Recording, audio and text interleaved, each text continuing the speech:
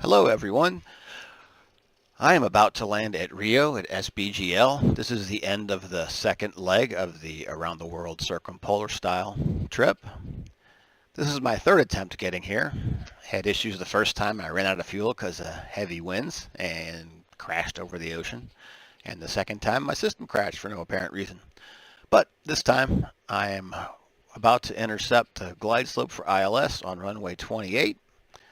And this flight was rather uneventful.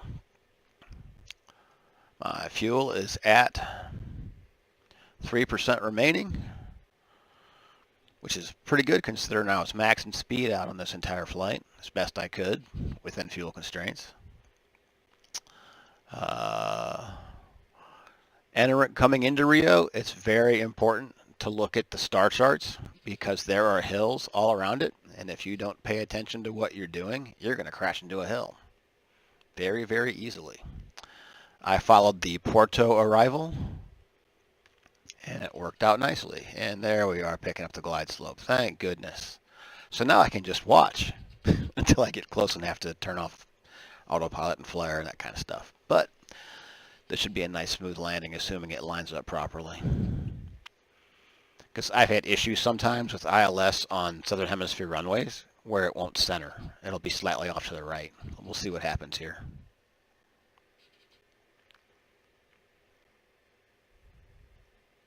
But following this, I'm going to take a break flying these from the weekend and start leg 3 on Monday.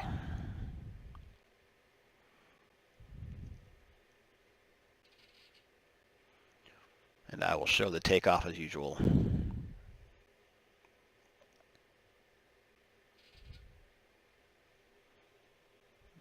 Let's cut speed a little bit. We don't need to be coming in at 100 knots.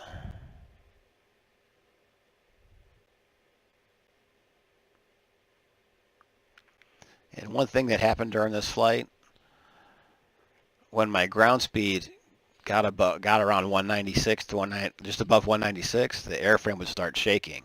But it shouldn't do that when your ground speed is that high. It should only do that when your airspeed is that high. My airspeed was only at 130 knots approximately.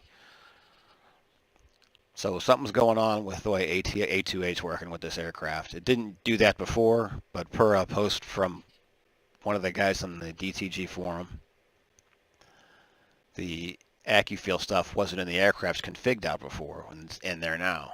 But it seems like it's reading ground speed instead of airspeed in order to get AccuFeel to kick in. It shouldn't do that. It should be based on airspeed alone.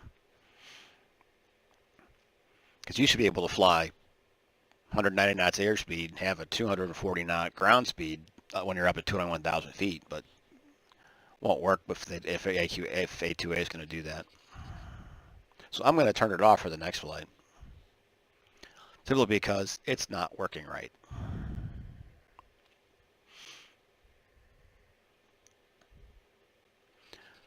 Looking smooth. Gotta like it like this. Let's look outside. Because we can. Because we're in a flight simulator. No, I don't have track IR. I want to invest in it, but I want to make sure that it's wireless because I finally got a wireless headphone, wireless mic, the whole setup. And if I had track IR, it's wired unless you buy this thing from the UK, which is a modified version of it. So I'm just going to wait till someone offers a complete set. Wireless track IR built into your headset with a microphone. It'd be awesome. Yeah, Corsair, if you're listening.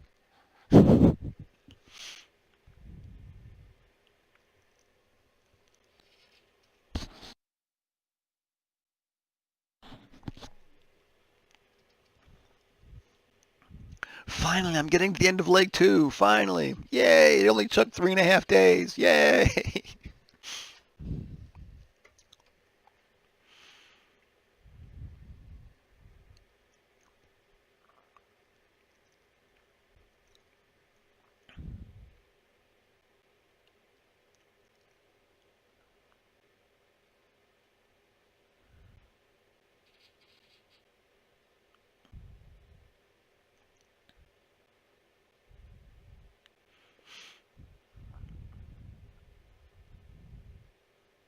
Let's see if this ever centers, because see how it's slightly off to the left?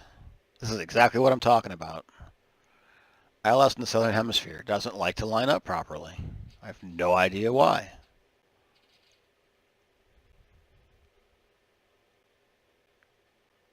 This will take me all the way to the ground, off center. So I'm going to have to do this last part the unfun way.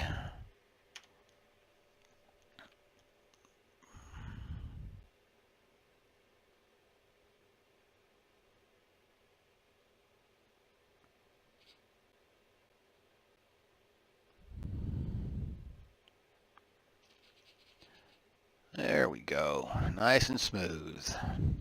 At least it gave me a good glide slope thing. That was nice. And whoa, whoa, whoa.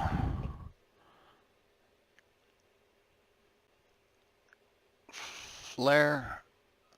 All right. And we are on the ground in Rio. Let's see what my flight time was. Come on, log window, pop up. 14:48. Nice long flight. That's it. Have a great day. Talk to you all when I take off in a couple days.